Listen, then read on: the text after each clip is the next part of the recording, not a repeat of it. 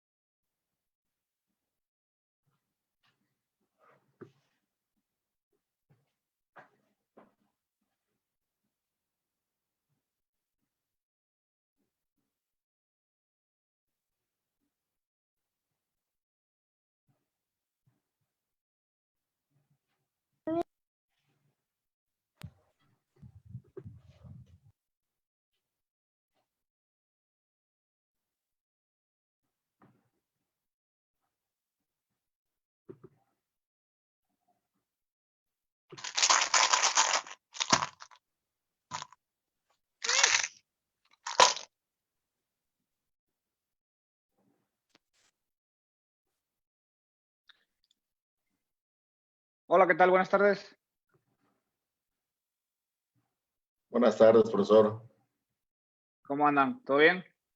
Todo bien, todo muy bien, gracias a Dios. ¿Usted qué tal? Bueno, todo bien aquí en la casa. Aquí estamos, aprovechando el tiempo. Qué bueno, qué bueno. La verdad que muy bien. Qué bueno, profe. Si gusta, lo presento.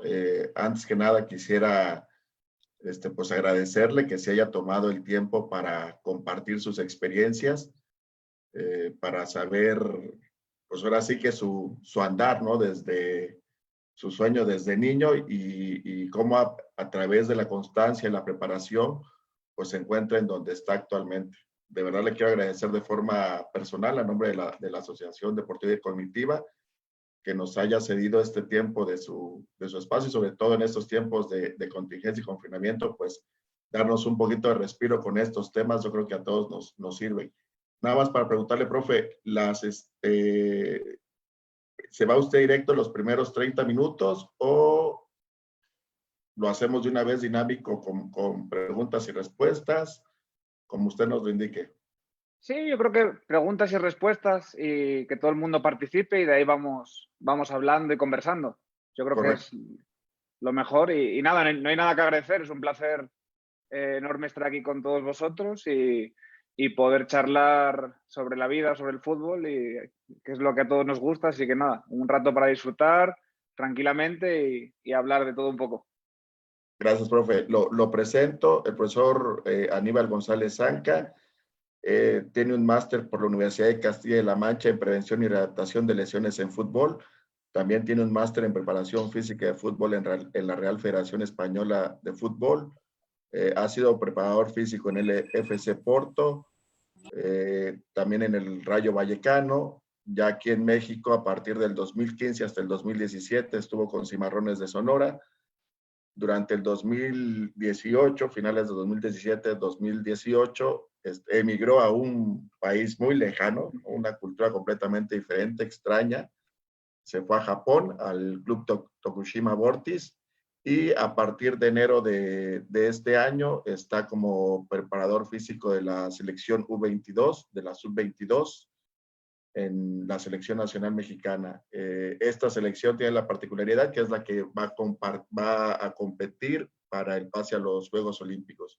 Entonces, nuevamente, profesor, muchas gracias por su tiempo, por su espacio y bienvenido. Bueno, pues muchísimas gracias y nada, vamos a conversar un poco de... Yo creo que la línea de la conversación estaría interesante que si a la gente quiere ir haciendo alguna pregunta, que la vaya haciendo y yo, si quieren, voy comentando un poco mi trayectoria desde pequeño. Yo desde pequeño, pues como todos, comencé jugando en el equipo de donde yo vivía, como a los 6 años, yo creo, 6, 7 años. Entonces, bueno, pues de ahí estuve siempre en ese equipo hasta que a los 16 años me firmó el Villarreal. Entonces, pues esa experiencia fue corta pues porque yo no era lo suficientemente maduro seguramente, entonces no pude aprovechar la oportunidad porque me fui a vivir allí y no me adapté muy bien y regresé a mi casa rápido y volví a jugar nuevamente en el equipo donde yo soy, donde yo nací, hasta que después de un año ahí me firmó el Real Oviedo, que es bueno, un equipo de ahí de Asturias y en el que estuve 5 años. Y bueno, ahí pude debutar en el primer equipo, un partido, no muchos, no llegué a consolidarme, pero bueno, estuve en todo el proceso de fuerzas básicas y en su segundo equipo. Y ya después de ahí, bueno, pues dejé el fútbol y me fui a estudiar a la universidad y curiosamente ahí lo que yo no había aguantado de vivir fuera de mi casa con 16 años, pues a partir de que me fui de mi casa a estudiar con 21, pues pasé por España, por diferentes ciudades como Madrid, Barcelona, Pontevedra. Estuve también viviendo en Brasil un año Estuve también viviendo en Portugal, en Oporto, otro año. Estuve en México en mi primera etapa durante 2 años. Estuve en Japón durante otro año. Y desde el año pasado, desde el 2019, desde enero del 2019, pues regresé nuevamente a México a la selección y estamos en el proceso olímpico para Tokio 2021, que con esto del coronavirus pues al final se alargó todo un año más y aquí estamos muy contentos, la verdad, y disfrutando de este gran país que a mí me encanta y es sin duda mi favorito de todos los que dije y en el que más a gusto me encuentro y más cómodo estoy. Así que esa es un poco mi historia de jugador y mi historia de estudiante y como preparador físico de fútbol. Profesor, para comenzar, yo quisiera hacerte una pregunta. ¿En qué momento decides tú enfocarte a esta carrera como preparador físico? Es decir, tienes la experiencia como jugador profesional, de ahí se te da la oportunidad de continuar con tus estudios, pero ¿en qué momento dices, yo quiero seguir ligado al fútbol de esta forma? Pues mira, fue algo como que fue surgiendo sobre la marcha un poco. Yo, pues con 16, 17, 18 años, estaba centrado en el fútbol, vivía fuera de mi casa, estuve allí, pues lo que te comenté en el Oviedo. No eran muchos kilómetros de mi casa, era 100 kilómetros. Y en ese momento no pensaba pues en nada más, estaba simplemente jugando. Y sucede que de un día para otro, en el último año que yo jugaba al fútbol, decido de la noche a la mañana irme del equipo y, y comenzar a estudiar, pero literalmente así, es decir, de un día para otro, como que me decidí, me enfoqué en, bueno, pues quiero estudiar y me faltaba un año para tener acceso a la universidad. Y bueno, pues lo realicé, saqué una buena nota para que me diera acceso y de ahí cuando comencé ese año tampoco tenía en la cabeza el querer estudiar sobre esto, ¿no? Sabía que quería hacer seguramente algo de deporte, algo relacionado con el deporte, pero a medida que fue pasando ese año y se fueron acercando las pruebas para tener acceso a la universidad, como que lo fui centrando y decidí hacer la licenciatura de Ciencias de la Actividad Física y el Deporte y de ahí pues 4 años que dura y nada más terminar pues el comenzar a trabajar. No fue nada planificado, sino que fue surgiendo sobre la marcha y hasta hoy. Ya te digo, un día estaba jugando al fútbol, decido dejarlo y comenzar a estudiar y hasta hoy, básicamente. Gracias, profe. Fue la Tenemos historia. una pregunta de Leonardo Martínez, si la dices, Leo, por favor. Buenas tardes, profe. ¿Cómo se siente ser preparador físico? Pues, ¿qué tal, Leonardo? ¿Todo bien? Sí. Sí, pues se siente muy... Bien. Es muy interesante y muy divertido porque al final ayudas cada día a los jugadores a mejorar. Entonces siempre estás muy cerca de ellos, siempre estás intentando que den un poquito más en los entrenamientos y se exijan. Entonces la verdad que es muy satisfactorio y muy agradable el poder trabajar en el fútbol y con los jugadores porque al final son gente muy humana y muy humilde y que también a mí me hacen sentir muy bien cada día. Entonces entre todos nos ayudamos para conseguir los objetivos, en este caso de la selección mexicana y la verdad que son experiencias increíbles que te hacen disfrutar mucho del trabajo cada día. Tenemos a Roberto. Está tu micrófono abierto, Rob. Hola, profe. Buenas tardes. ¿Cómo se siente estar en varios países en un periodo tan corto y acostumbrarse a nuevos retos? Hola Roberto, ¿qué tal? Mira, pues la verdad que a mí me acogieron muy bien en todos los países y siempre estuve muy cómodo. Sí es verdad que cada país tiene pues su cultura y tiene sus formas de ver las cosas y de vivir y uno se va sintiendo bien y tiene que adaptarse a las situaciones. Si cuesta un poco el tener lejos a la familia, a mis papás y a mis amigos de siempre, porque al final en el fútbol estás prácticamente cada temporada fuera y yo vuelvo a mi casa una vez al año. Entonces cuesta esa parte de no poder ver a la gente, pero al final son experiencias que te van sumando y te van ayudando y cada país te aporta cosas distintas y al final hace que uno vaya creciendo mucho como persona y vaya valorando las cosas y conociendo muchas personas que primero son compañeros de trabajo y luego son amigos. Entonces, la verdad que es una experiencia muy buena que yo se la recomiendo a todo el mundo porque sí te ayuda a crecer mucho como persona, la verdad. Es muy, muy padre. Gracias, profe. Ángel, ¿tienes libre el micrófono? Hola, profe, buenas tardes. Saludándolo acá de la Ciudad de México. Una pregunta un poquito más en cuanto a la preparación física. Hoy día, con esta pandemia, hablando en terceras, segundas divisiones, sub-17, sub-20, ¿cuál sería el volumen adecuado para el mantenimiento del jugador? Para que no pierda esa forma, vaya.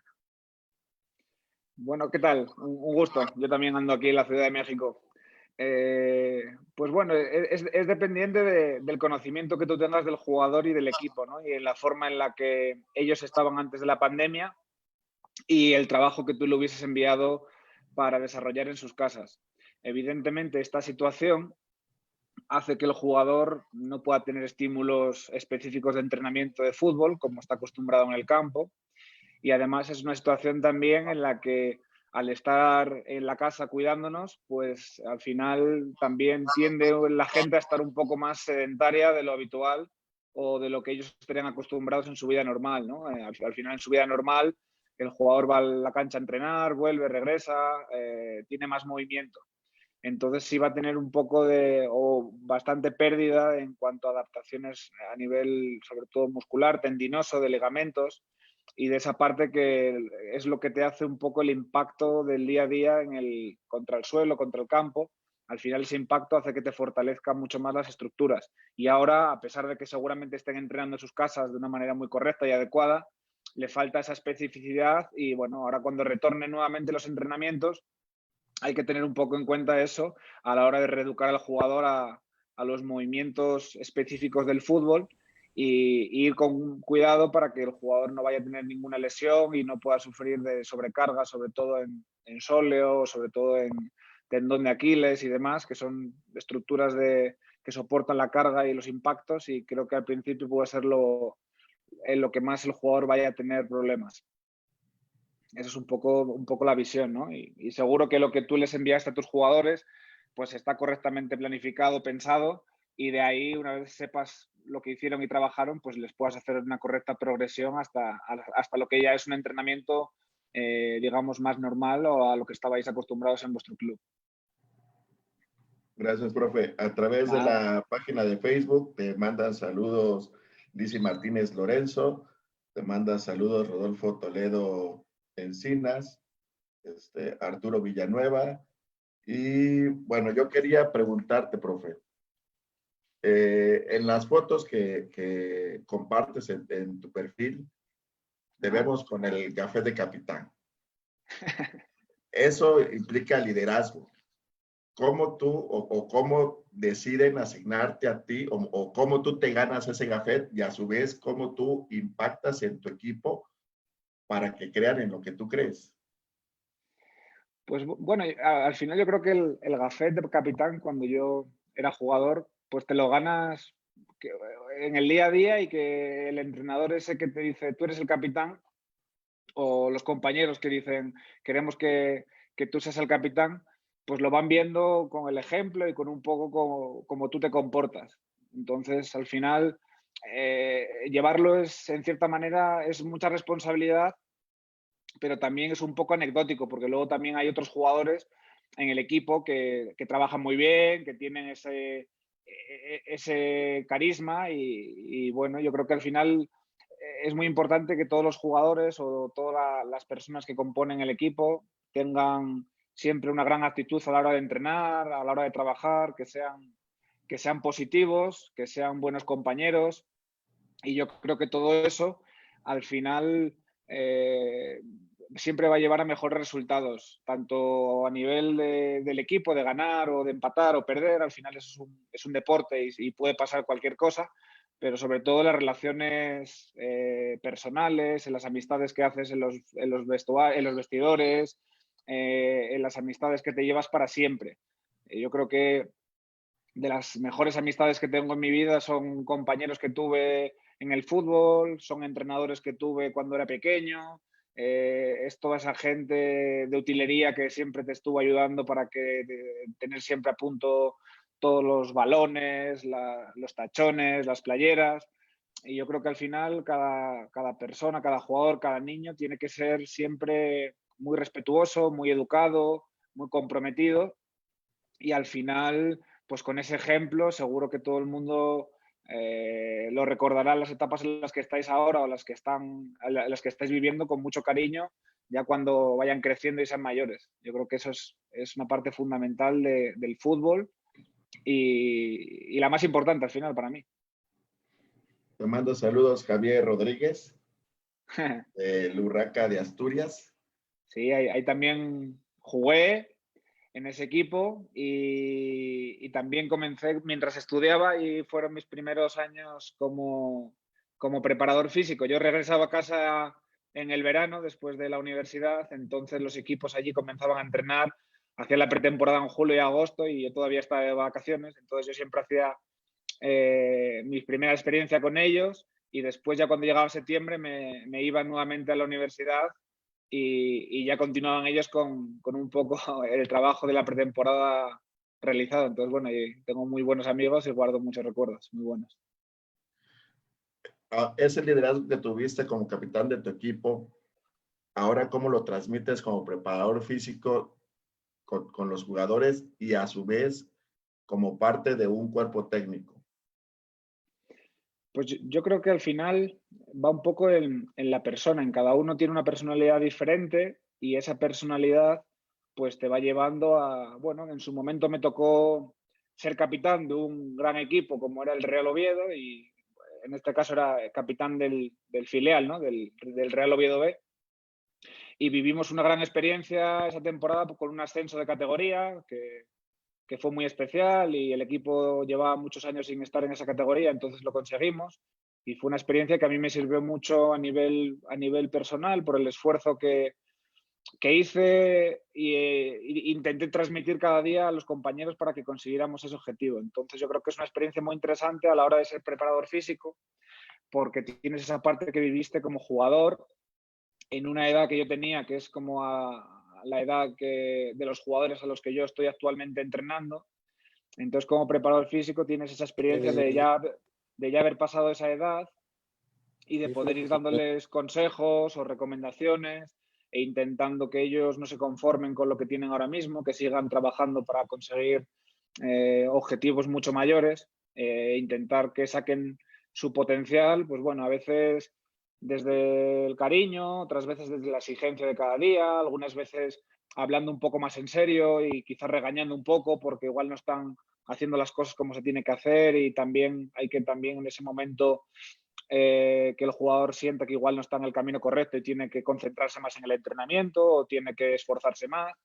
Entonces al final es como casi como de papá, ¿no? Al final intentas aconsejar, intentas exigir, intentas ayudar y siempre desde el buen ambiente y todo para que ellos consigan ser su mejor versión como jugadores y al final eso se vea reflejado en este caso para México, ¿no? Para un país de tanta gente y que puedan estar orgullosos de nosotros que vamos a representar al país en los Juegos Olímpicos y intentar ir a por nuestra medalla de oro y tener nuestra segunda, ¿no? en las vitrinas como ya tuvieron en el 2012.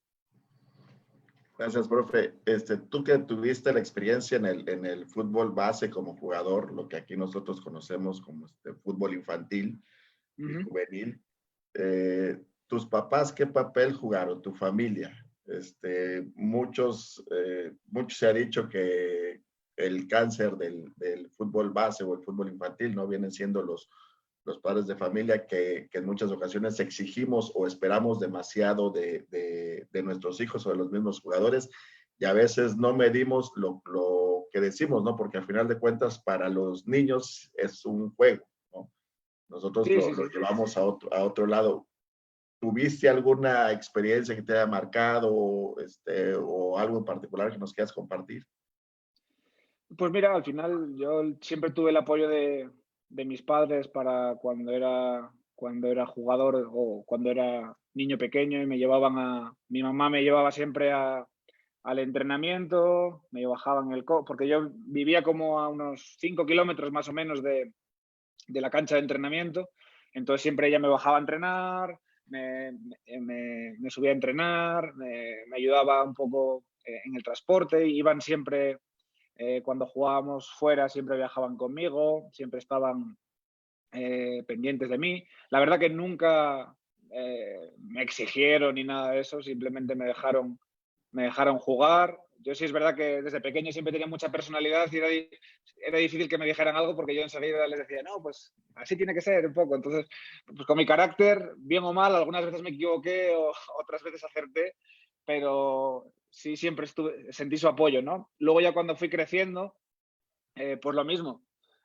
Cuando ya fui creciendo, pues en lugar de ir a entrenar a 5 kilómetros, yo ya me fui a vivir fuera y vivía a 100 kilómetros de mi casa, entonces mi mamá siempre cuando quería regresar a mi casa iba por mí, me traía, algunas veces me iba a llevar comida también para que yo tuviera comida allí en lugar de cocinarla yo, pues ella me ayudaba en esa parte.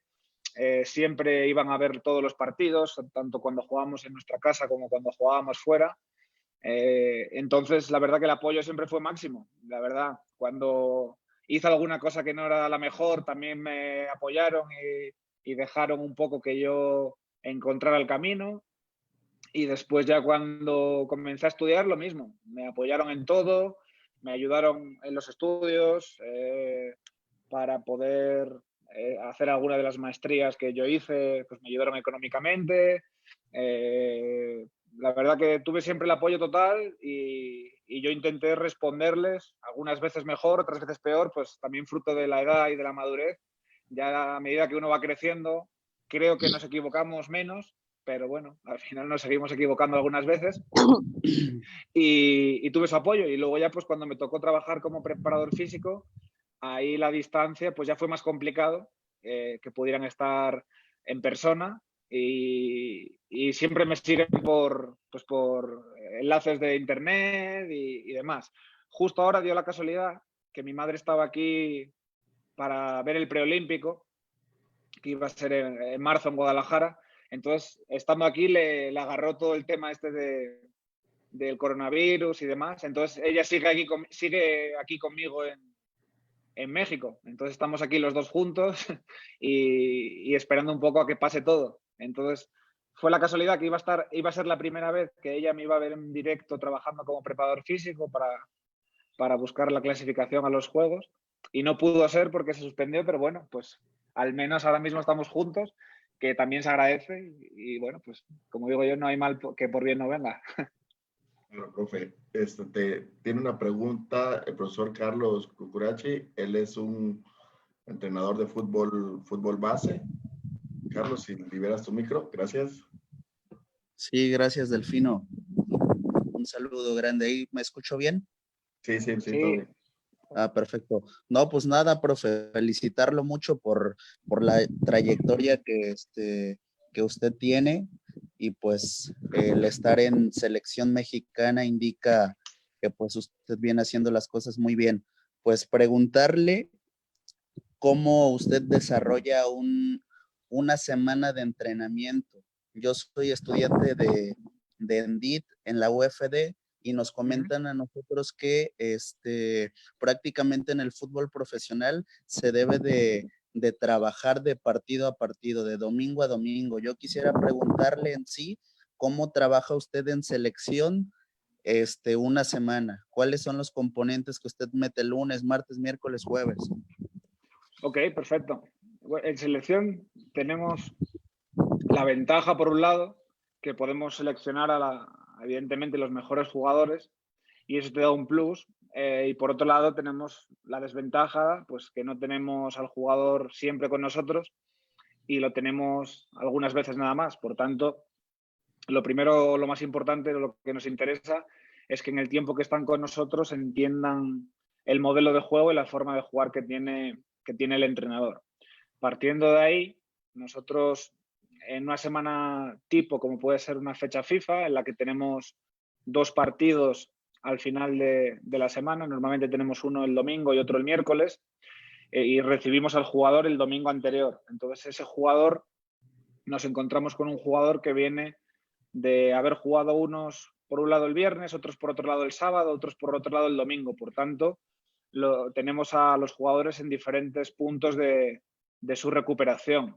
Lo que hacemos, lo primero es el lunes y el martes, lo llamamos adaptación. Entonces ahí buscamos un poco ajustarnos a las necesidades de cada jugador.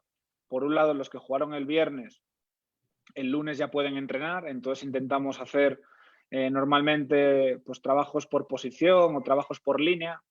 Ahí es lo que te vengo, dependiendo del número de jugadores que hubiesen jugado el viernes, podemos hacer más ejercicios o menos. Igual hay 3 jugadores que estuvieron de viernes, entonces tenemos que buscarles algún trabajo individual, o igual tenemos la suerte que jugaron 10 el viernes, entonces podemos hacer otro tipo de trabajos más colectivos.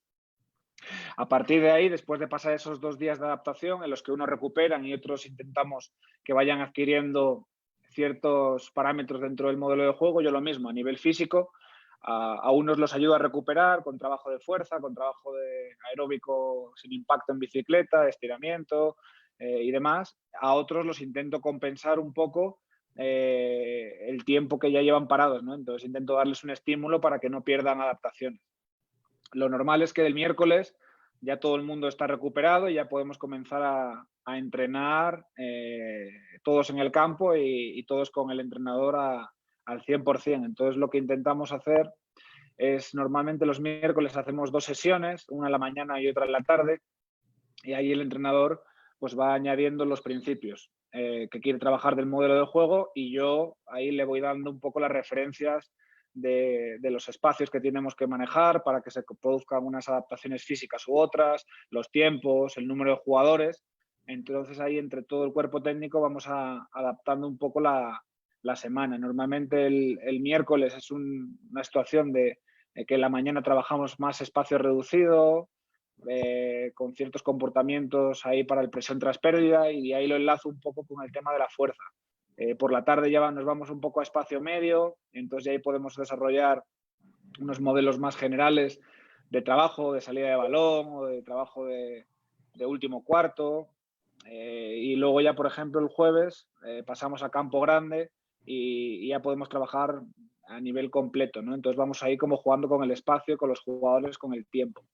2 días antes de partido lo que hacemos es bajar la carga, recuperar al jugador, ya que venimos de 2 días fuertes, y lo utilizamos para trabajar el balón parado, la táctica fija. Normalmente antes del entrenamiento hacemos una dinámica de grupo para que la gente tenga un mejor ambiente, esté más suelto, se genere un poco de cohesión, y trabajamos el balón parado ese día. Y el día antes de partido pues intentamos repasar lo que se trabajó en la semana, recordatorio, al final que el jugador también agarre sensaciones jugando, que tenga un buen feeling antes del partido, un entrenamiento corto, intenso, y ya pues el día de partido, que a unos les corresponde jugar y a otros pues les corresponde esperar, y eso es un poco la dinámica que manejamos ahí en la selección en una fecha FIFA. Gracias, profe. Leyendo los mensajes de la fanpage, tenemos a Daniel OM que te manda saludos, a Carlitos Sánchez García, a Johan Vázquez, y tenemos una pregunta de Christopher. Claro, adelante. Chris, por favor, si habilitas tu micrófono.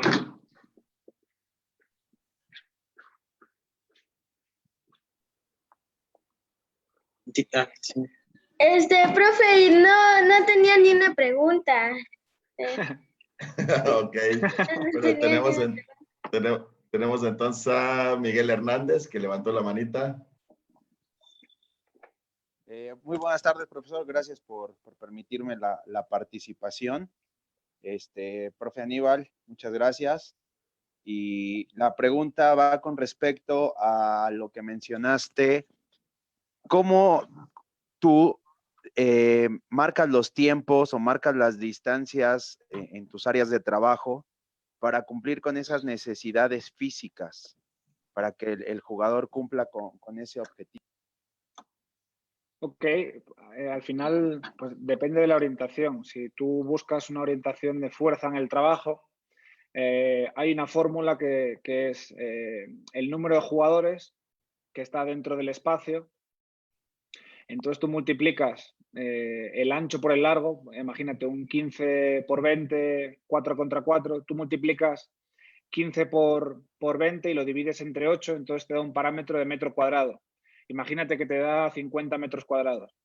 Entonces, sabes que desde 50 metros cuadrados a 100 metros cuadrados que le corresponden por jugador, ahí se está focalizando más en el tema del trabajo de fuerza. En el momento que tú vas aumentando esos metros cuadrados y vas aumentando el número de jugadores y lo metes en un encuadre, por ejemplo, imagínate de 100 a 150 metros cuadrados, ahí el jugador seguramente está en una zona de frecuencia cardíaca en el que se elevan las pulsaciones. A partir de los 150 metros cuadrados y hasta los 300, que es lo que le corresponde a un jugador en un partido normal, además de manifestarse una situación más específica de la competición, comienzan a surgir el tema de sprints y distancias a alta velocidad por el espacio que le corresponde a cada jugador y porque tiene distancia para poder correr y ponerse a altas velocidades. Entonces, es simplemente ir jugando con el espacio, con el tiempo, con el número de jugadores y con los metros cuadrados que le va correspondiendo a cada jugador.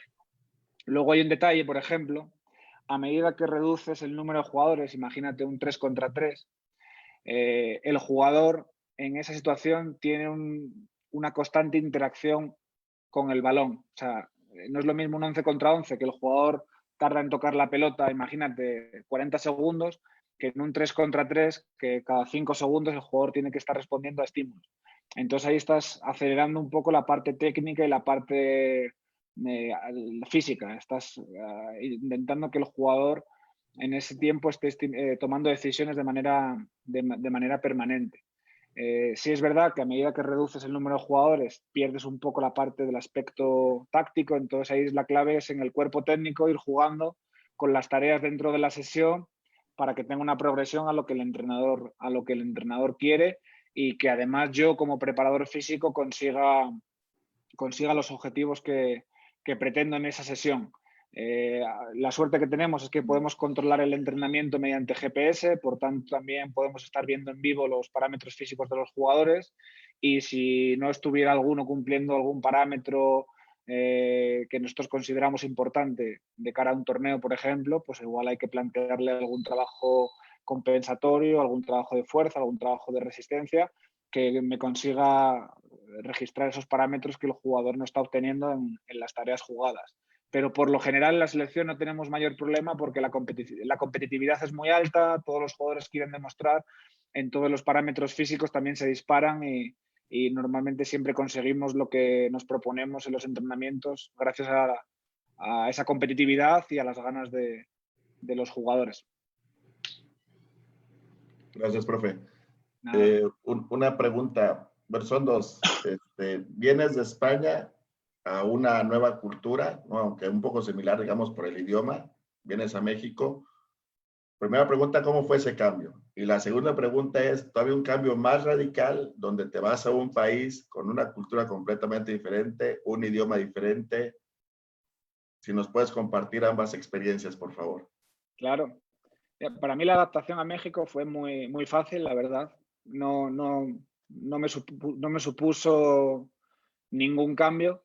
Sí es cierto que a donde yo llegué, que es a Hermosillo, a Sonora, sí que el clima es muy peculiar porque se llega a poner durante gran parte del año a 50 grados y eso yo no lo había vivido nunca, pero en cuanto, por ejemplo, al trato de la gente, fue increíble, el recibimiento de las personas también, la experiencia que tuve ahí de 2 años, pues es de las mejores de mi vida y de las que siempre guardo mejores recuerdos, seguro, y cuando pasen los años seguro que la valoraré mucho más porque fue una gran oportunidad que tuve, no solamente profesional, sino a nivel de conocer a mucha gente de cuerpo técnico, a mucha gente de jugadores, algunos pues consiguieron llegar a primera y los agarramos desde muy chavos, como es el caso de Johan Vázquez, que por ahí me estaba saludando por el Facebook, ahora está en Pumas, y pues él debutó ahí con 18 años y pues al final ves crecer y te alegras mucho por esa parte, ¿no? Entonces, ya te digo, eso fue muy, muy fácil e increíble. En Ciudad de México, pues también, en la Ciudad de México, pues también, como te digo, tienes muchísimas opciones, muchas cosas por hacer, la cultura es similar a la española y a mí, pues México me encanta. Entonces, no sé si todo el mundo se adapta como yo, pero a mí es un país que me encanta. Entonces, digo que México fue muy fácil. Sin embargo, Japón, pues Japón es diferente. Japón, lo primero ya el idioma, muy difícil. Y aunque a lo largo del año aprendas alguna palabra y demás, no es un idioma que domines en 3 meses, ni en 4, ni en un año. Entonces, bueno, esa parte es complicada. Yo trabajaba con traductor en el club. Nosotros en el club teníamos 3 traductores, un traductor de español que estaba con el entrenador diariamente, un traductor de portugués que también estaba con algún jugador brasileño que había y un traductor de inglés que también estaba con algún jugador que hablaba inglés. Entonces yo me he adaptado un poco al traductor que estuviera libre. Por suerte, al haber vivido en Brasil y Portugal, pues hablo portugués y con el inglés, a pesar de que no lo domino perfectamente como el español, pues para poder trabajar, vivir y demás, pues no hay ningún tipo de problema. Entonces ahí pues ya partes de esa adaptación. Lo que luego se hace complicado es la vida diaria. La vida diaria, al final, Japón es un país que muy poca gente habla inglés, entonces pues ya por ahí ya no puedes mantener relación y te encuentras durante un año viviendo solo. En el trabajo pues estás perfecto porque al final el entrenador es español, tienes una excelente relación con él, con su familia también muy bien y demás, pero los momentos que tú estás solo pues no es como en México que puedes salir a tomar un café y charlar con alguna persona o conocer mucha más gente. Allí eso se pierde y lo hace difícil. Entonces, bueno, pues fue una experiencia dura, un año. Quizás cuando terminó el año yo quería cambiar un poco porque el cambio que yo había tenido de México, con el cual estaba muy contento, viviendo muy bien con la gente, con amigos y demás, cuando pasé a Japón, pues profesionalmente estuve muy bien y fue una experiencia muy buena, pero a nivel personal pues no tenía esa gente para relacionarte, para conocer y se hizo un poco más duro, aunque también pues valoro el haber aguantado, el haber tenido momentos pues más complicados y haber podido salir de ellos y la verdad pues también con el tiempo valoras muchísimo la experiencia y me sirvió un poco para este momento de confinamiento, aunque no es lo mismo, pero ahí yo también pasé mucho tiempo solo, no tenía ese día a día con las personas o poder conversar con la gente, entonces yo estoy seguro que en esta experiencia de ahora me ayudó muchísimo porque yo allí pues me busqué mis fórmulas de entrenamiento solo, de leer y demás, que ahora mismo pues me ayudó bastante, curiosamente. Gracias, profe. ¿Qué valor le pones tú a la disciplina, tanto en tu formación como ya ahorita en tu profesión?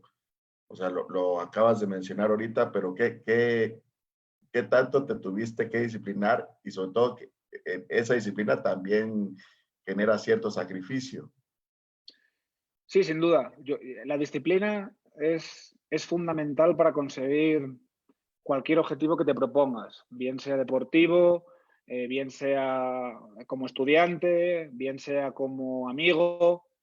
Yo creo que el ser disciplinado y tener momentos en los que quizás te cuesta más ir a entrenar o te cuesta más estudiar y que esos momentos tú sepas y tengas claro el objetivo que tienes o la meta que tienes y digas, bueno, hoy no tengo tantas ganas, pero vamos a darle, o me voy a poner y voy a hacerlo, o voy a intentar buscar por aquí porque ahora mismo estoy un poco bloqueado y no puedo concentrarme al 100%, pues con la disciplina intentas buscar alternativas que te mantengan focalizado. Y al final, pues siempre que tú tengas claras las metas y te pongas a ello, al final en el camino siempre vas a tener obstáculos que te encuentras. Entonces, esos obstáculos que te encuentras, la disciplina es la que te hace salvarlos. Hay momentos en el que igual tienes que ir a entrenar, está lloviendo y dices, uff, hoy no, qué pereza, no me apetece tanto, pero dices, pues tengo un compromiso conmigo, tengo un compromiso con el equipo, tengo una meta, pues voy a ir a entrenar. Y al final, en el momento que te pones a entrenar, ya te olvidaste de esa pereza que te decía, no, no lo hagas. Entonces ahí la disciplina aparece. Sí creo que es más fácil mantener una disciplina cuando haces algo que te gusta o que intentas conseguir algo que tienes muchas ganas, que cuando lo haces más por obligación y pues no es, digamos, algo que sale tanto de ti. Entonces yo por eso animo a todo el mundo que tenga algún objetivo en la vida o que quiera conseguir algo, que se lo proponga y que durante el camino sea disciplinado. Y al final hay que hacer sacrificios, pero yo no lo veo tanto como sacrificio. Al final es parte del proceso y pues igual a mí me toca estar más lejos de mi casa durante el año, pero bueno, al final es algo por lo que yo luché y por lo que yo quiero y por lo que me hace feliz. Entonces es un sacrificio, pero también pues consigues tus cosas y la gente que está allí en tu casa pues se alegra por ti, tus amigos, tu familia. Entonces al final sacas las cosas adelante y te mantienen. Entonces yo animo a todo el mundo a ser disciplinado en todo, desde la casa, ayudando a tus papás, en el deporte que practiques, en los estudios, porque al final eso te va a traer muy, muy buenos resultados a futuro y vas a dejar una huella muy grande con la gente que coincidas en tu vida. Gracias, profe. Si alguien tiene alguna pregunta, igual lo hacemos levantando la mano. Si se les dificulta la aplicación, pueden liberar su micrófono y hacerlo con confianza. Creo que hay un niño aquí que está levantando la mano, Santi Navi. A ver, Santi, por favor. Sí. ¿Le puedo hacer 2 preguntas, profe?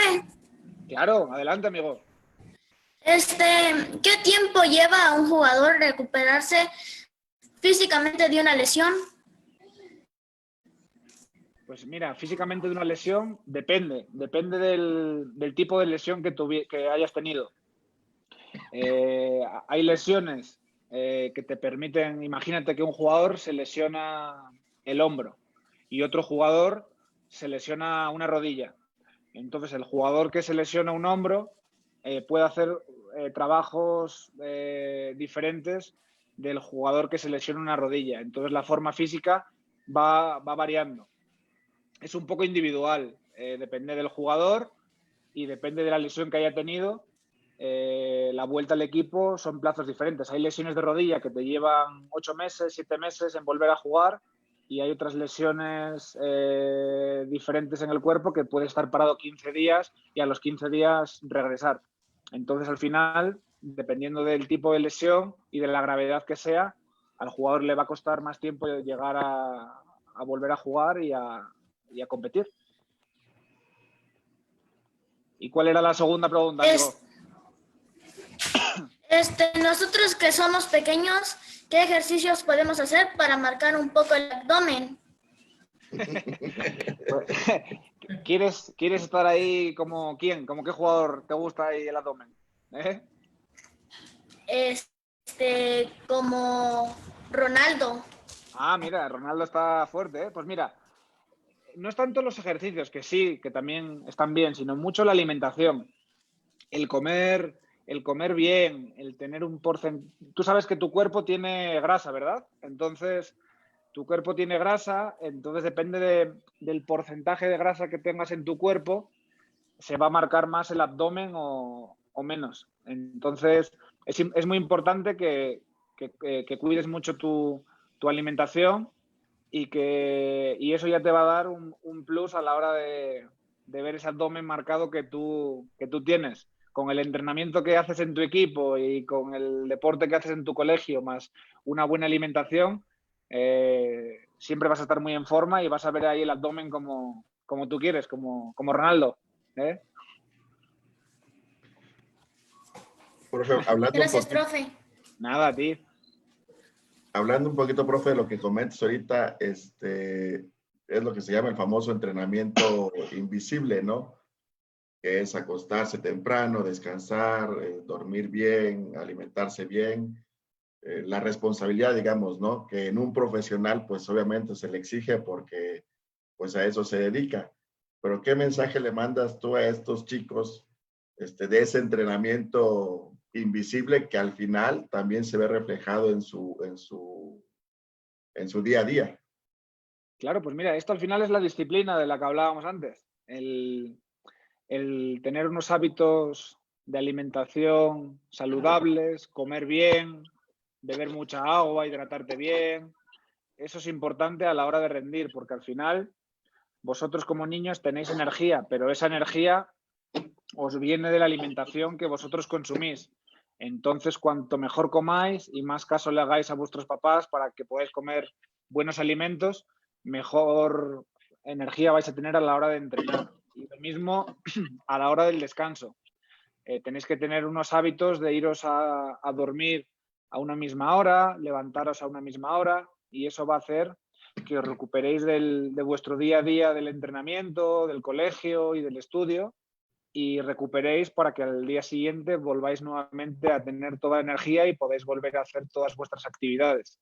Entonces sí es muy importante comer bien, beber mucha agua y descansar, porque eso os va a hacer que estéis siempre a vuestro 100% y podáis tener mucha más energía para gastar durante el día. Gracias, profe. Tenemos levantada la mano, nada más que no me aparece el nombre, me aparece el link de la conferencia. Si puedes habilitar tu micrófono y decir la pregunta, por favor. Hola, profe. Sí, ¿qué tal, profesor? Martínez, habla el profe César por aquí. Permítame. A ver, que hable, chico. A ver, que hable, chico. Sí, gracias, profe. Eso le iba a comentar. Gracias, profe. Disculpe, Listo, yo le Memo. quería preguntar que si es la misma carga física en la de un portero que en la de los demás jugadores. No, es muy diferente. Los jugadores tienen que hacer muchos más esfuerzos durante el partido y más continuos, y los porteros pues no tienen que realizar todo ese esfuerzo y ese desgaste que realizan los jugadores durante el partido, pero en momentos muy puntuales tienen que intervenir y estar muy atentos al partido. Yo creo que el portero tiene que estar también, a pesar de que no esté interviniendo constantemente en el partido, como puede estar un contención, un delantero, un defensa, él también tiene que tener una gran concentración para que cuando le toque intervenir pueda reaccionar de buena manera.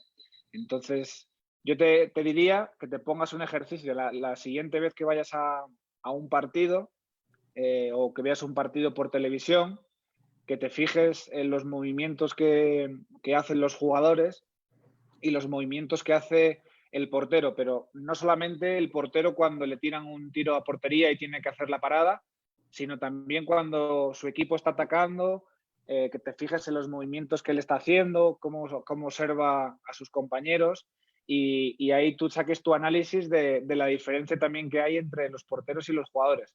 Ya verás cómo vas a aprender muchas cosas de esa manera.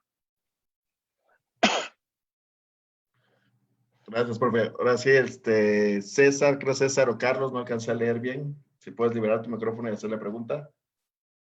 ¿Qué tal, profesor Martínez? Un saludo al profe Aníbal por ahí. Habla el profe César de aquí de Oaxaca. Ahorita que estamos con de la pandemia, posteriormente regresaremos al torneo ya en competencia en lo que es la liguilla. Ya llevamos ya aproximadamente un poquito más de un mes con la pandemia. ¿Qué pruebas físicas usted cree conveniente al regreso de este lapso? Lógicamente que ahorita ya está la modalidad del Zoom, de poder interactuar con los chicos en clases en línea, pero al retorno, ¿qué sugeriría usted para qué tipo de pruebas físicas sería conveniente para los chicos? Pues mira, yo ahí lo pondría de la siguiente manera. Si vosotros antes de este parón teníais un parámetro de referencia de alguna prueba física que hubieseis hecho, ahí sí entendería que tú le pudieras realizar una prueba para poder tener una comparativa en el punto en el que estaba el jugador y en el punto en el que se encuentra ahora. Si tú, en ese caso, no tienes una prueba física hecha anteriormente, yo creo que no sería necesario en este momento realizarla, pero sí tendrías que plantearte el entrenamiento desde el punto de vista de lo que hicieron los jugadores en casa. Entonces tú ahí vas a tener un parámetro claro de la forma y de los movimientos a los que están acostumbrados. Como en todo, habrá jugadores que igual tenían un jardín en su casa y podrían hacer algún tipo de salida de velocidad, alguna frenada.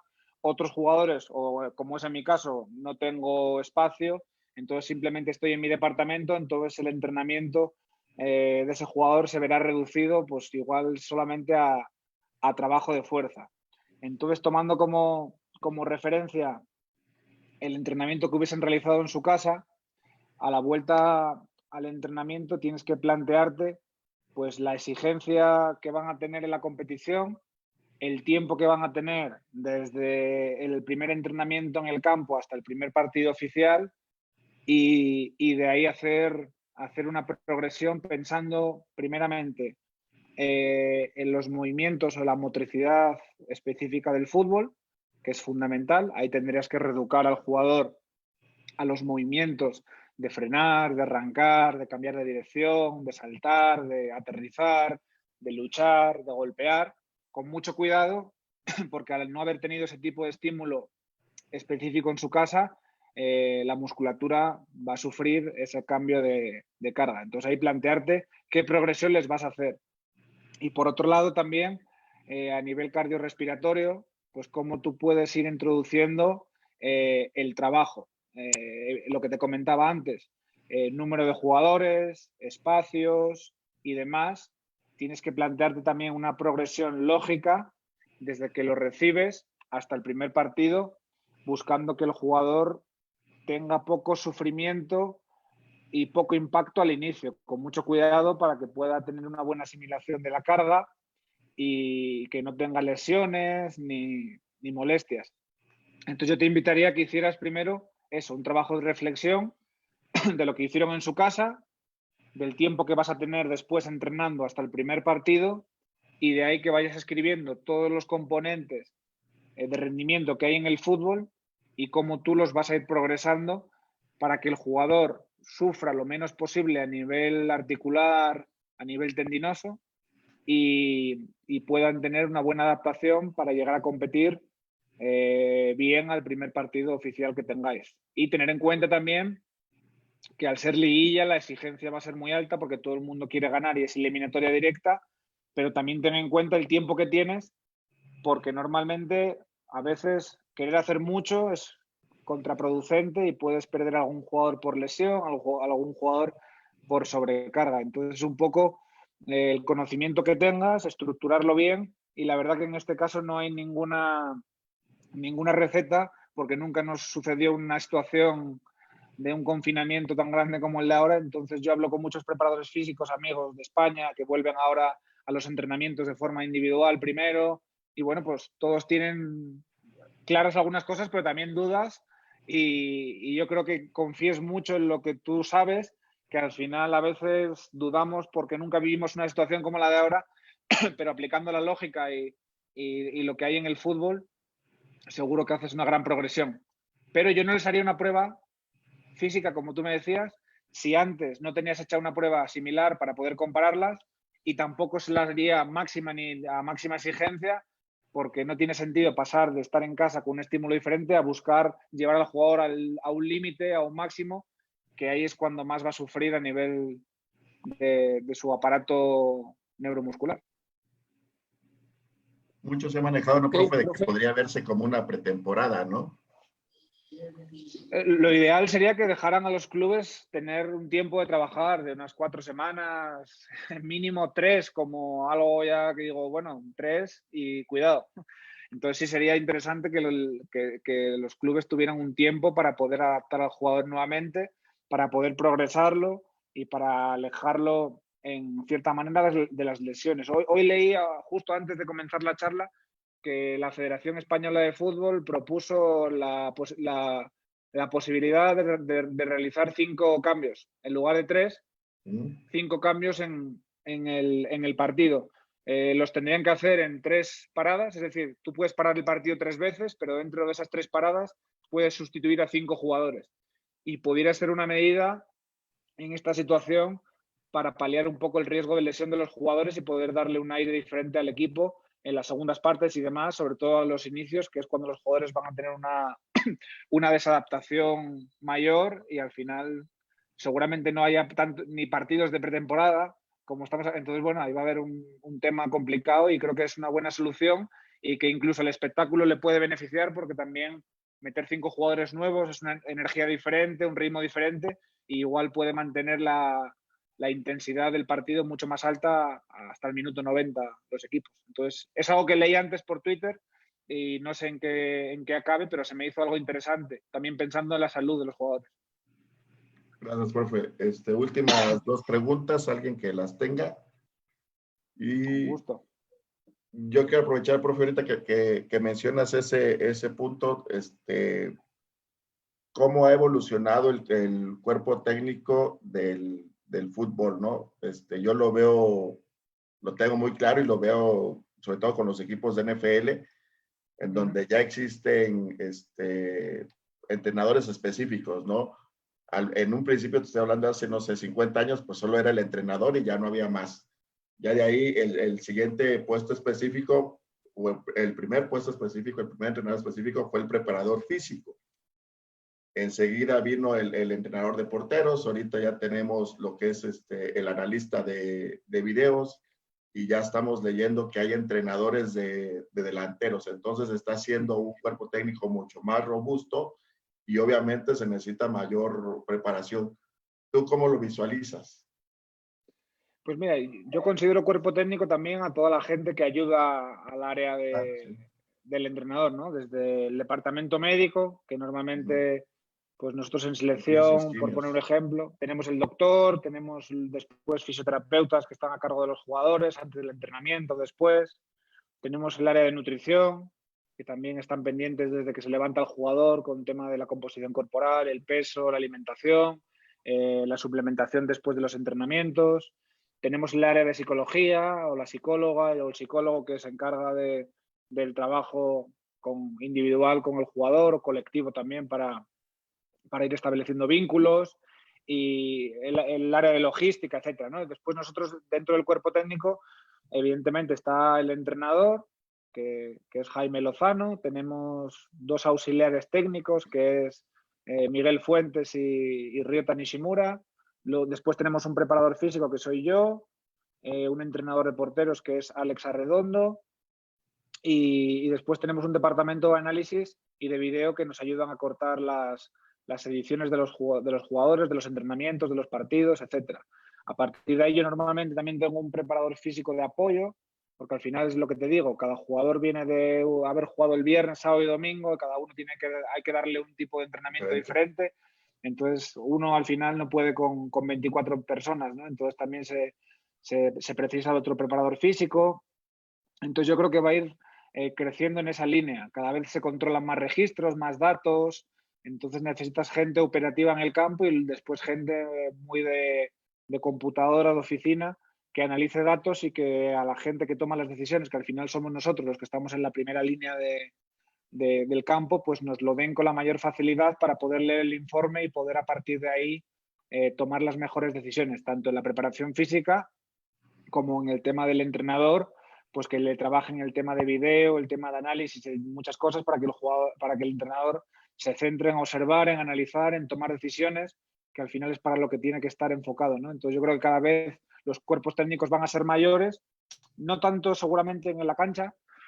En la cancha al final se mantiene una estructura similar a la de hace años, pero todo tema de oficina, video, trabajo, digamos, operativo, sí está aumentando porque el fútbol es muy rápido y se necesita la información de inmediato y la gente que tomamos las decisiones no podemos perder la energía en hacer las cosas porque luego cuando terminas de hacer las cosas, las terminas y tienes que tomar las decisiones. Entonces ya traes la fatiga de haber hecho las cosas.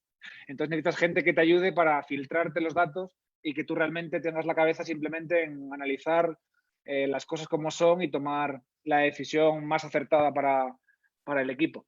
Entonces van a seguir creciendo y va a haber muchas más oportunidades para la gente para poder estar en cuerpos técnicos y poder aportar desde diferentes áreas.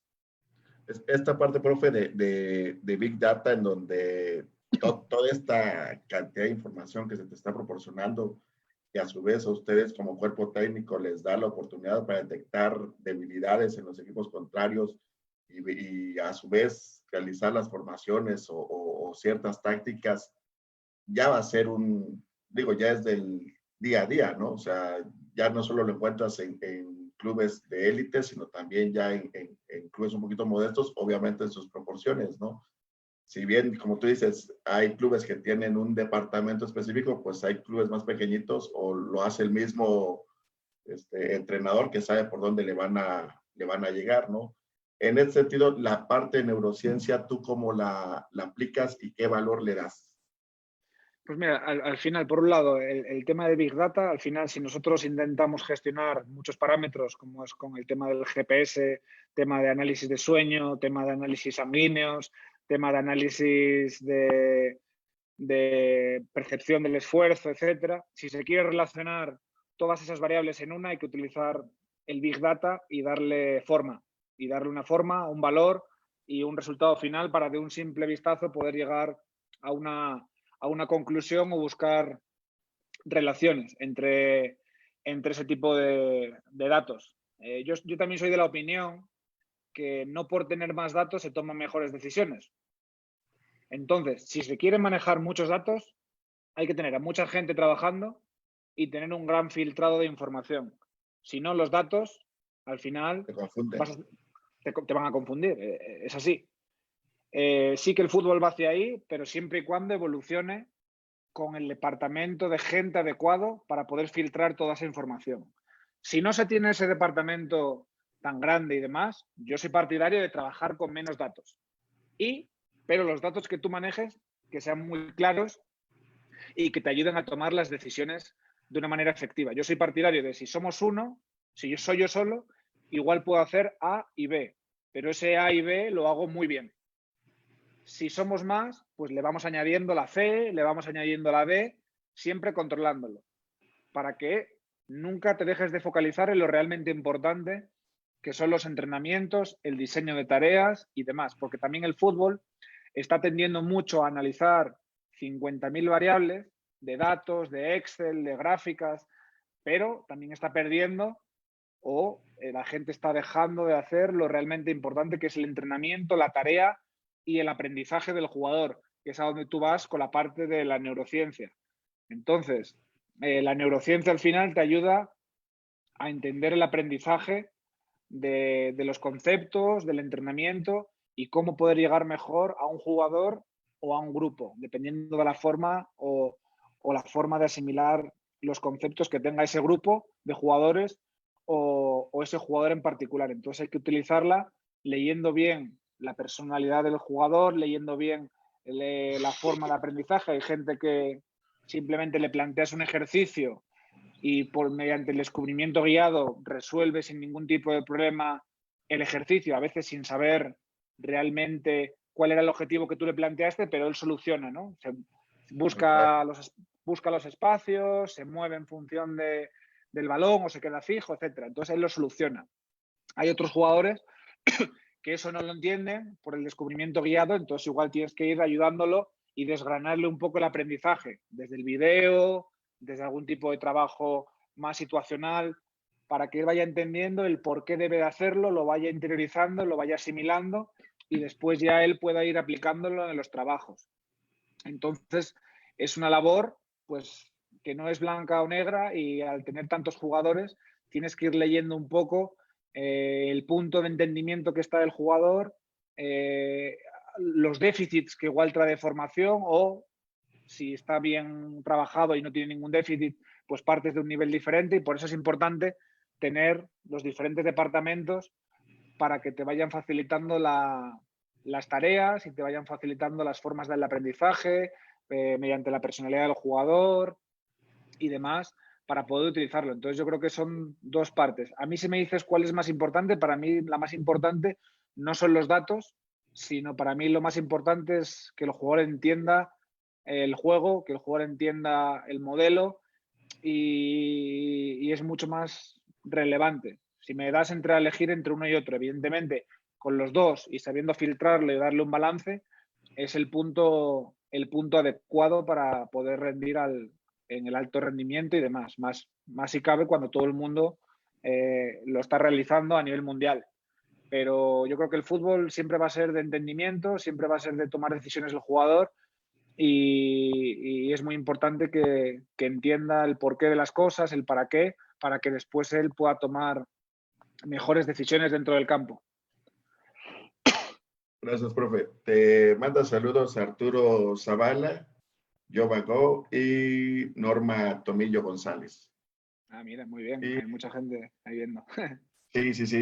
No sé si alguien más tenga alguna pregunta, sino para agradecerle al profe Aníbal que se haya tomado el tiempo, que haya tenido la disposición. La verdad, profe, te lo digo sinceramente, habla muy bien de ti como persona, o sea, independientemente de los conocimientos que tú tengas y que nos compartes en este momento. La verdad es que el darte este tiempo para platicar tanto con chicos como grandes sin ninguna dificultad, pues habla muy bien de ti y dice la buena gente que eres. Tenemos una manita levantada, vamos a ver si puede activar su micrófono. Ya lo tiene Horacio, por favor. ¿Cómo estás, profe? Buenas tardes. Buenas Primero tardes. que nada, gracias, profe Aníbal. Por ahí te seguimos desde que estabas en Cimarrones y tus trabajos son excelentes. Felicidades, profe, y gracias por estar compartiendo tus conocimientos y experiencias. Mi pregunta es, profe, ¿qué tipo de trabajo recomiendas y crees que sea el idóneo para evitar lesiones cuando se regresa a la actividad normal? Ya que, como tú sabes, por la pandemia, se está trabajando en casa, pero sabemos que no es con la intensidad que un preparador físico lo requiere. Pues mira, la progresión yo creo que es a través del movimiento, reeducar el movimiento, y parte o la evidencia más grande que hay para prevenir lesiones es el trabajo de fuerza. Entonces, en el trabajo de fuerza hay diferentes orientaciones. Está la orientación que seguramente están realizando los jugadores en sus casas ahora, que no tiene una manifestación de tanta velocidad ni explosividad como la que van a tener después en el campo, por el tema del espacio, por el tema de la oposición de los jugadores, los contactos, los choques, y que luego hay un móvil que es el balón, que ese te descuadra todo y la intensidad cuando está el balón se dispara. Entonces, lo que se tiene que pensar es la progresión 1 de la reeducación de los movimientos.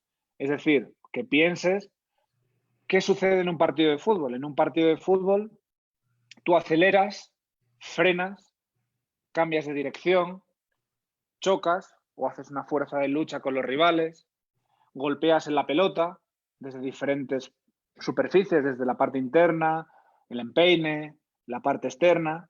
Entonces ahí en los golpeos de balón tú estás activando diferentes musculaturas, diferentes tipos de músculos, o lo acentúas más en unos en otros. Entonces después también tienes los saltos, los aterrizajes.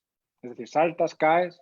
Normalmente después también se produce la combinación de todo, ¿no? Puedes acelerar, saltar, caer, chocar, y la musculatura ahí se ve sometida, la musculatura y las estructuras articulares, ligamentosas, tendinosas. Entonces lo que tendrás que hacer y plantearte es cómo tú vas a progresar desde donde partes hasta lo que te requiere o los parámetros físicos que te va a exigir la competición, cómo tú vas a pensar en esa reeducación del movimiento. Yo entendería que el primer día la progresión sería buscar, no desde el primer día, la oposición y buscar situaciones más controladas en el que no haya tanta imprevisibilidad y aleatoriedad de los movimientos y que el jugador se vaya adaptando un poco a las mecánicas. Ahí te puede venir muy bien todo el tema de básicos de pase, todo tema de trabajos pues de rondo, que igual no hay el jugador no está sometido a choques por detrás, sino que siempre ve el fútbol de frente y puede tomar una decisión menos agresiva. eso puede ser una buena estrategia. Y ya los jugadores que están sin la pelota, que están robando, van a robar, pero siempre van a robar el balón por delante, no hay ese contacto por detrás, que normalmente ese contacto por detrás es de los más lesivos porque el jugador no está preactivado a lo que le viene y no puede ajustar las estructuras para protegerse. Entonces yo buscaría ese tipo de situaciones en el que la agresividad sea menor. También lo mismo, al principio yo no buscaría las situaciones de golpeo a portería tan explosivo, porque también es una situación muy comprometida para el tema del recto anterior, del cuádriceps. Es decir, que tú te plantees el tiempo que tienes e ir buscando tareas que vayan desde lo menos específico a lo más específico y vayas ajustando un poco ahí en base a lo que tú vas percibiendo de los jugadores, en base a cómo ellos están, les hagas esa progresión adecuada y los puedas poner a punto. Yo ya te digo, no me precipitaría en el tema de querer hacer mucha intensidad al inicio, eso vamos, seguro que no, y buscaría más todo este tipo de situaciones más controladas que estés consiguiendo reeducar al jugador, pero que no le estés sometiendo a tanta imprevisibilidad de choques, de lucha y ese tipo de cosas, que ahí sí que puede haber más lesiones. Hubo una situación hace unos años en la NFL que sucedió, no recuerdo si fue una huelga de jugadores en la NFL, algo sucedió. Entonces, cuando volvieron a jugar, se aceleró mucho la competición y hubo una cantidad de lesiones de rodilla, de lesiones del tendón de Aquiles, etcétera, porque los jugadores están sometidos a muchas fuerzas diferentes y ahora no van a estar preparados. A pesar de que entrenaron, pues estuvieron mucho tiempo en casa sentados, mucho tiempo en casa sin impacto, mucho tiempo tumbados y al final es complicado y hay que tener mucho cuidado. Entonces tú piensas desde esa manera, desde cómo ir metiendo al jugador en el movimiento, partiendo de ahí, ir desgranando y diseñando ejercicios desde lo más general a lo más específico y seguramente eso será una progresión bastante adecuada. Eso es un poco mi opinión y mi idea. Muchísimas gracias, profe. Pues bueno, ya no le damos más. Nuevamente agradecerte el tiempo que te tomaste para compartir tus experiencias. La intención, como lo platicamos, pues es que los chicos se lleven un mensaje positivo, que todo esto se convierta en una cadena de favores, como lo estamos viendo ahorita, que tu mensaje a alguien le haya impactado y ese alguien a su vez se lo transmita a alguien más.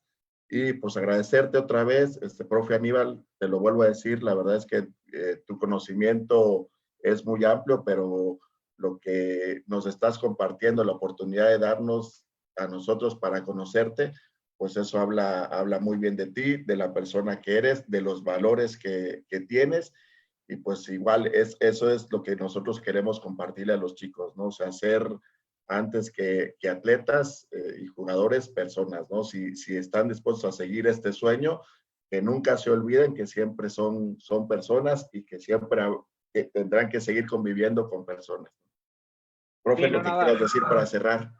No, muchísimas gracias. Fue un placer enorme aquí estar con todos vosotros, compartiendo experiencias y charlando. Y yo os animaría a todos vosotros, sobre todo a los más pequeños, a que, pues lo que hablamos, ¿no? Que sean buenos hijos, que cuiden mucho de sus papás, de sus mamás, de sus abuelos, abuelas, de sus hermanos, que cuiden también mucho las amistades y todo lo que la vida os va dando en el colegio y en el fútbol, que al final eso es lo más importante. Entonces es clave que sean buenas personas, que tengan siempre una actitud positiva de querer conseguir las cosas que uno quiere, siempre respetando a todo el mundo y que tengan esa disciplina para mantenerse siempre con una buena actitud a la hora de poder levantarse cada día para poder conseguir vuestros sueños, tanto a nivel de la escuela como a nivel del deporte que practiquen, si es fútbol, fútbol, o si es otro deporte, pues otro deporte. Y nada, que cualquier cosa que necesiten, aquí estoy para lo que gusten. Si necesitan en otro momento cualquier otro tipo de charla o otro tipo de cosa, aquí estoy disponible. Y nada, les animo a que se cuiden mucho ahora en esta etapa que nos está tocando vivir y que tengan siempre una muy buena actitud, sean alegres y y motivados para poder conseguir todos sus sueños. Así que nada, yo les mando un abrazo muy fuerte y espero que nos volvamos a ver muy pronto y volvamos a tener otra conversación tan enriquecedora como esta. Muchas gracias, profe. Y al resto de los participantes, pues recordarles que el día lunes tendremos otra plática. Nos va a acompañar el coach Martín Sánchez. Él se encuentra en Washington, D.C., con una escuela de fútbol de más de 2.500 niños. Entonces también es algo que podemos aprender de él. Nuevamente, profe Aníbal, muchas gracias. De corazón, muchísimas gracias. Te deseamos mucha salud, muchos éxitos y ojalá te veamos con una medalla en las Olimpiadas. Dios quiera así sea. Ojalá, claro que sí. Un abrazo y ¡viva México! Gracias, Aníbal. Hasta luego, chicos. Un abrazo, cuídense. Saludos. Hasta luego, saludos. Vale. Gracias, profe. Éxito. Un abrazo, gracias.